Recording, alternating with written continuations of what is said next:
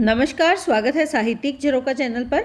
हम कर रहे हैं तुलसीदास द्वारा रचित रामचरितमानस के सुंदरकांड की व्याख्या। तो आइए आज आगे के पदों की व्याख्या देखते हैं।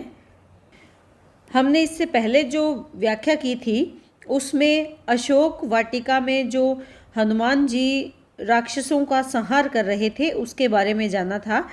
आज भी कुछ वैसा ही प्रसंग यहाँ पर है। कछु मारेसी कछु मरदेसी कछु मिलेसी धरी धूरी। यहाँ पर क्या है कि हनुमान जी ने क्या किया, अक्षय कुमार को पराजित करने के पश्चात जो अन्य राक्षस आ गए थे उन राक्षसों में से कुछ को तो मारेसी मारा, कुछ को मर्देसी, मर्दन का मतलब होता है कुचलना, कुचल डाला, और कुछ को मिलेसी धरी धूरी, धूल में मिलाकर रख दिया। कछु पुनि जाई पुकारे, और कुछ जो बच गए थे वो दोबारा से जाकर पुकार करने लगे। किसको पुकार कर रहे हैं? रावण को।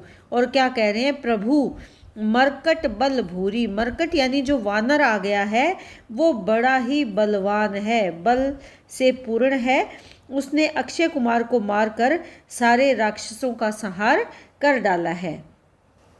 सुनी सुत बद लंकेश रिसाना। लंकेश यानी रावण को रावण ने जब सुना अपने सुत के वध के बारे में, यानी अक्षय कुमार के वध के बारे में, जब राक्षस या लंकेश जो रावण है उन्होंने जब सुना तो क्या हुआ? रिसाना, वो क्रोधित हो गए और पठेसी मेघनाथ बलवाना, और जाने के लिए कहा। किसको भेजा? मेघनाथ को, जो कि बहुत ही बलवान है। महाबली मेघनाथ को भेजा। कहाँ पर? रावण ने भेजा हनुमान से युद्ध करने के लिए। मारसी जनी सुत बांधे सुताही, और क्या कहा? जनी होता है मत, मत मारना, मारेसी कि मत मारना उसे, हे पुत्र उसे मारना मत। बांधेसु बांध कर ले आओ, ताही यानी उसे, कि तुम उसे बांध कर पकड़ कर मेरे पास ले आना। देखिए मैं भी तो देखूं, कपि ही कहाँ कर आही, कि मैं भी तो उसे देखूं वो वानर कहाँ का है और कैसा है। यानी वो रावण उत्सुक है ऐसे वानर को देखने के लिए जिसने वीर राक्षस जो बलशाली या महाबली राक्षस थे उनका वध कर दिया और स्वयं रावण के पुत्र अक्षय कुमार का वध कर दिया। तो रावण अब मेघनाद को भेजता है और कहता है कि उसे मारना मत, पकड़ कर ले आना, क्योंकि मैं भी तो उससे देखूं तो सही कि वो वानर कहाँ का है। चला इंद्रजीत अतुलित योद्धा। इंद्रजीत यानी इंद्र को जीतने वाला, अतुलित जिसके बल को तोला नहीं जा सकता, ऐसा योद्धा। योद्धा यानी ऐसा योद्धा कौन है? मेघनाथ है, जो अपने पिता की आज्ञा से चल पड़ता है। किस लिए? बंधु निधन सुनी उपजा क्रोधा, और अपने भाई कौन है? अक्षय कुमार के निधन के बारे में सुनकर उसके मन में क्या, कौन सा भाव उत्पन्न हुआ? क्रोध का भाव उत्पन्न हुआ। कपि देखा दारुण भट आवा, और कपि यानी हनुमान जी ने उसे देखा कि कोई दारुण भट यानी भयानक योद्धा, भट यानी योद्धा, दारुण यानी भयानक योद्धा आ रहा है। कट कटाई गर्जा अरुधावा, तो क्या किया? कट कटाकर जोरदार गर्जना करके धावा यानी दौड़ पड़े। किस लिए? इंद्रजीत का सामना करने के लिए या मेघनाथ का सामना करने के लिए। जो हनुमान जी हैं उन्होंने भी रौद्र रूप धारण कर लिया और वो महाघोर गर्जना करते हुए दौड़ पड़े। अति विशाल तरु एक उपारा, और उनका सामना करने के लिए हनुमान जी ने क्या किया? एक बहुत ही विशाल पेड़ को उखाड़ कर विरथ कीने लंकेश कुमारा, विरथ यानी रथ के बिना कर दिया। किसको? लंकेश, लंकेश यानी रावण के पुत्र को। कुमार कौन है यहाँ पर? मेघनाद जो हैं वो रावण के पुत्र हैं। तो लंकेश के पुत्र मेघनाद को रथ से रहित, वीरथ यानी रथ से रहित कर दिया। किससे? एक विशाल पेड़ के वार से।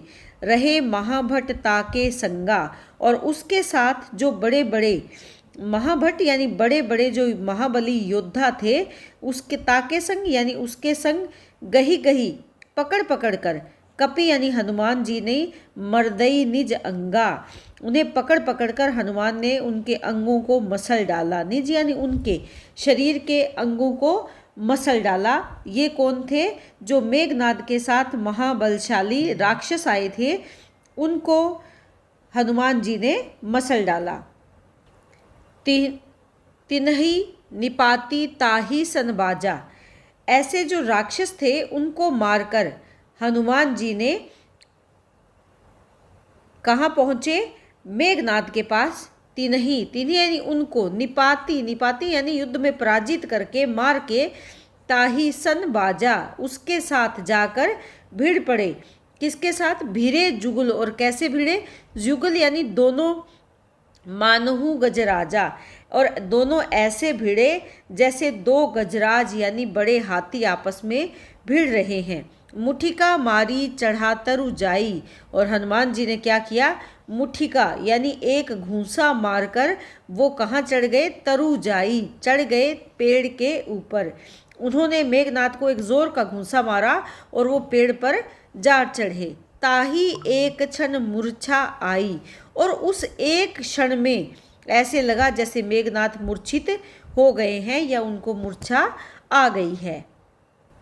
उठी बहोरी, बहोरी यानी दोबारा से, पुनः से उठ गए। और किन्ही सी बहु माया, और जब वो जागृत हुए या सचेत हुए तो सचेत होकर उन्होंने बहुत सी मायाएं रची, यानी माया जाल फैलाया। जीती न जाए, लेकिन जीते न नहीं जा पाए, पर भंजन जाया, पर वो हनुमान जी से किसी भी प्रकार से जीत नहीं पाया। क्योंकि हनुमान जी वीर हैं, शक्तिशाली है, राम के भक्त हैं, इसीलिए जो माया रची थी या चारों तरफ जो माया जाल राक्षस पुत्र मेघनाद ने फैलाया था, उससे हनुमान पराजित नहीं हो पाए, वो हनुमान को जीत नहीं पाया। ब्रह्म अस्त्र ते ही साधा कपि मन कीन्ह विचार, और फिर आखिर में क्या किया? मेघनाद ने ब्रह्म अस्त्र को साधा। क्यों? क्योंकि मेघनाद अनेक अस्त्र शस्त्र चला चला कर थक गया था, लेकिन वो हनुमान को जीत नहीं पा रहा था। तो ऐसे में उसने किसका निर्णय किया? ब्रह्म अस्त्र चलाने का निर्णय किया। और जब उसने ब्रह्म अस्त्र हनुमान पर साधा तो कपि मन कीन्ह विचार, कपि यानी हनुमान जी ने मन में विचार किया। क्या विचार किया? जो न ब्रह्मसर मानऊँ महिमा मिटई अपार, कि मुझे इसमें बंध जाना चाहिए। जो न, अगर मैं नहीं, ब्रह्मसर कि ब्रह्म अस्त्र में नहीं बंधा, मानव महिमा मिटई अपार, तो क्या होगा? अगर मैं इसमें इस ब्रह्मास्त्र में या जो ब्रह्म शस्त्र है इसमें मैं नहीं बंधूंगा, नहीं मानूंगा, तो इस अस्त्र की महिमा जो अपार है, अद्भुत है, वो मिट जाएगी, समाप्त हो जाएगी या घट जाएगी। तो यहाँ पर ऐसा नहीं है कि हनुमान जी ने हार मान ली या हनुमान जी पराजित हो गए, बल्कि जो ब्रह्मशस्त्र है या ब्रह्मास्त्र है उसकी महिमा को बनाए रखने के लिए उन्होंने ये विचार किया कि मुझे इसमें बंध जाना चाहिए या मुझे इसके प्रभाव में आ जाना चाहिए। ब्रह्मबान कपि कहूँ ते ही मारा, मेघनाद ने हनुमान जी पर जैसे ही ब्रह्मशस्त्र चलाया उससे कपि कहूँ ते ही मारा, हनुमान जी उसमें उसके वशीभूत हो गए, या जैसे ही वो हनुमान जी के ते ही यानी उसके मारा, किसके मारा? कपि यानी हनुमान के मारा। परती हूँ बार कटकू संघारा, और परती हूँ यानी गिरते समय भी कितने ही राक्षसों का उन्होंने क्या कर दिया? संहार कर दिया। यानी जैसे ही वो जब उनको अस्त्र लगा तो वो गिरने लगे, और गिरते गिरते भी वो अपने शरीर को उन्होंने इस प्रकार से नीचे गिराया या गिरने दिया जिससे अनेक राक्षसों का संहार हो सके। तो ते ही देखा कपि मूर्छित भऊ, ते ही यानी उसने, अर्थात मेघनाद ने देखा कि हनुमान जी मूर्छित भये, अब मूर्छित हो गए हैं, अचेत हो गए हैं। नागपाश बांधेसी ले गयऊ, और तो उन्होंने क्या किया? नागपाश में बांधकर वो उन्हें लंका में ले गए। तो इस प्रकार से जो मेघनाद हैं उसके वश में हनुमान जी हो गए। क्यों? क्योंकि वो ब्रह्मास्त्र को की जो मान्यता है या उसकी जो खूबियां हैं वो उनको कम नहीं आंकना चाहते थे या उसकी महिमा को कम नहीं करने देना चाहते थे। इसीलिए उन्होंने उसके अस्त्र के प्रभाव में आना ही उचित समझा और इसका लाभ उठाकर जो मेघनाथ है वो उसे नागपाश में बांधकर लंकापति रावण के पास या लंका में ले गया। जासु नाम जपी सुनु भवानी। यहाँ पर महादेव जी कहते हैं किसको? भवानी यानी पार्वती को कहते हैं कि हे पार्वती सुनो, जासु नाम जपी, कि जिसका नाम जप करने से भव बंधन काटी नर ज्ञानी। उस ईश्वर का नाम जप करने से ज्ञानी लोग काट देते हैं किसको? भव सागर के बंधन को, इस संसारिक भव बंधन को काट देते हैं। अर्थात जिसका नाम जप कर जो ज्ञानी विवेकी मनुष्य संसार में जन्म मरण के बंधन से मुक्त हो जाते हैं, तासु दूत, उसका दूत है कौन? हनुमान। और वो कौन है? प्रभु श्री राम हैं। उनके दूत की बंध तरु आवा, कि भला वो बंधन में कैसे आ सकता है?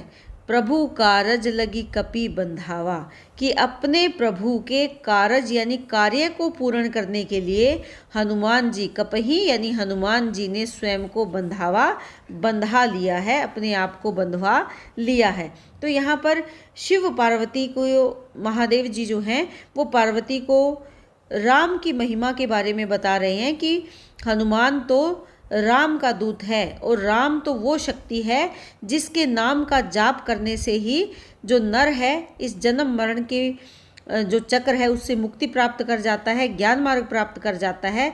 तो हनुमान जी का उस बंधन में आना संभव नहीं है, लेकिन अपने प्रभु के कार्य को पूर्ण करने के लिए हनुमान जी ने उस बंधन को स्वीकार किया और वो मेघनाथ के बंधन में बंध गए।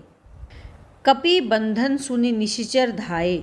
कपि यानी हनुमान जी को बंधा हुआ सुनकर, ये हनुमान जी बंधन में बंध गए हैं या मेघनाथ उनको बांधकर सभा में ले आए हैं, इस बात को सुनकर निशिचर यानी निशाचर या जो राक्षस हैं वो सब धाये यानी दौड़ पड़े।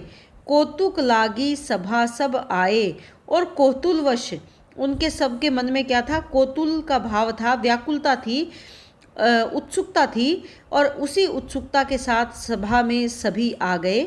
10 मुख सभा दिखी कपि जाई। 10 मुख यानी 10 सिर वाले या 10 मुख वाले रावण की सभा देखी कपि जाई। कपि यानी हनुमान जी ने जाकर उसको देखा। कहीं न जाए कछु अति प्रभुताई, और कहा नहीं जा सकता कुछ बहुत ज़्यादा उसकी प्रभुताई के बारे में वो वर्णन नहीं कहा जा सकता या नहीं किया जा सकता। कर जोरे सुर दिसीप वनीता, भ्रुकटी विलोकत सकल सभीता। देखी प्रताप न कपि मन शंका, जिमी अहिगन मनु गरुड़ असंका।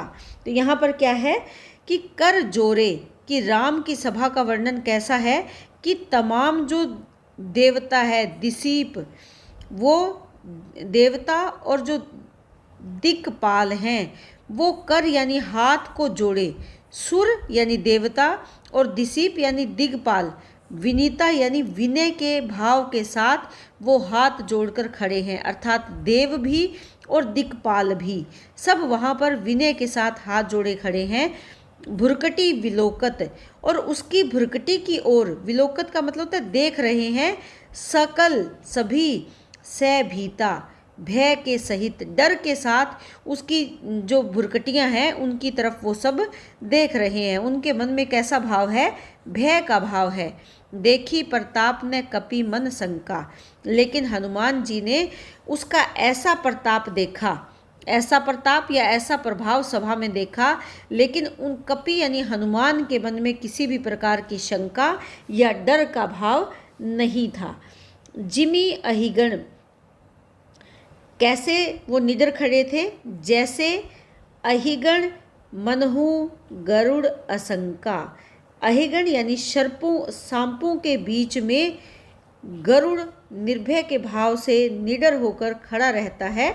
यानी जो गरुड़ है वो सांपों के झुंड के बीच में निडर भाव से खड़ा रहता है। अशंका यानी शंका से रहित, डर से रहित खड़ा रहता है, उसी प्रकार हनुमान जी भी निडरता के भाव के साथ वहाँ पर खड़े थे।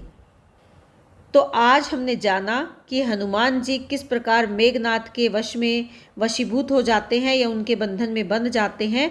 लंकापति रावण की सभा का चित्रण हमने देखा, जहां पर सभी डर के भाव के साथ खड़े हैं, लेकिन हनुमान जी बिना किसी डर के उस सभा में शंका से रहित या निडरता के भाव के साथ उस सभा में खड़े हैं। उम्मीद करती हूँ कि व्याख्या आपको बहुत अच्छे से समझ में आ रही है।